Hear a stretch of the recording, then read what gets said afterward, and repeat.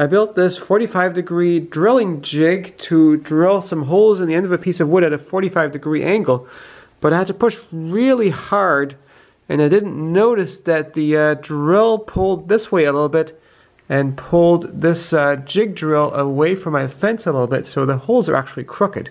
So let's try the same thing on the drill press.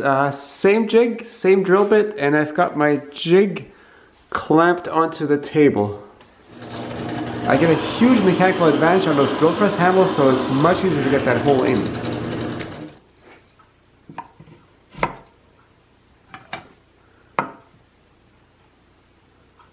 Well, that is adequately straight, not like my previous try where I accidentally let the drill get away from my guide fence. But I still want to use this jig drill, so this time I'll flip things around so that the drill will get pulled against the fence. Now this time if the drill pulls to the left, it's going to push it against the fence, so I should have fairly rigid guidance. And I rigged up a lever to help me push.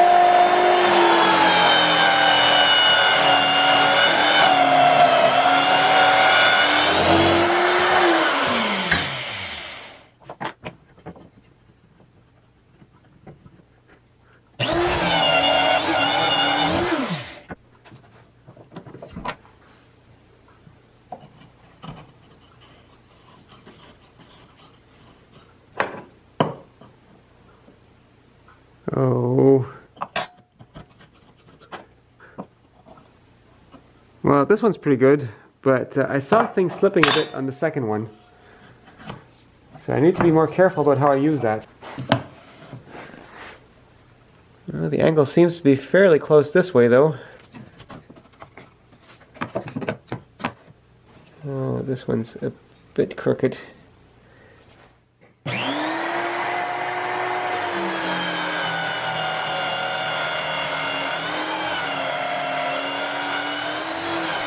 So I thought I'd give it another try to do a better job, and this time I saw the drill was starting to lift off here a little bit. So while I still think this drill could be useful for very precision drilling, I'm having a hard time actually making it work. I think I need some kind of rigid sliding thing to mount this drill on. Actually, I should add, if I was drilling much smaller holes, this would work much better because I wouldn't have the same kind of forces that I do with this drill. So now I'm thinking I should just use the pantorouter to do this, and I mounted my 45-degree jig on there. Of course, this would be easier with the metal pantorouter where I could just tilt the table by 45 degrees. But I used this one for my last project, so I want to use the wooden one for this one.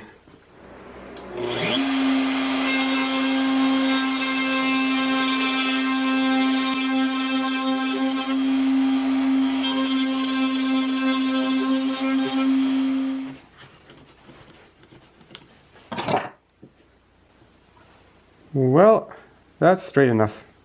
The key to cutting accuracy with a pantorouter is to always make a climb cut, which I did by sweeping counterclockwise as I went in, and that way the router bit was always cutting on the side that is leading, and that would deflect the bit into the hole, not out. And so that way the hole, if anything, is being cut too small, but when I get to the bottom and I have nothing left to cut, as I sweep around, it cleans out that hole to the proper size. If I had been going clockwise, the cutting forces would have deflected the bit out of the hole and would have made the hole a little bit too big. Now this is a bit of work to set up, getting the table in just the right place and the template in the right place so that the holes end up in the right place. On the metal pantorouter, things are easier to set up because you can adjust things more easily, especially the template holder, which can slide side to side and up and down.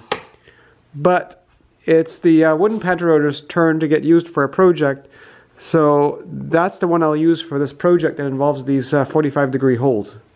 Of course, the drill press option works too, but it's hard to then reposition the piece for the second hole, and I just wanted to try something different. My goal was to have a really good use for this jig drill, but it's just gotten too much of a pain in the ass, and using the pantorouter for a project is always fun too. And this is all for making a joint that attaches the table leg to the apron, if you haven't seen my video about the 45-degree jig. And if you're still watching this late in this random video, you must really be a fan, And if you live near Fredericton, New Brunswick, you might be interested in a meetup that I'm going to do on January 21st. I'll put more details in the video description.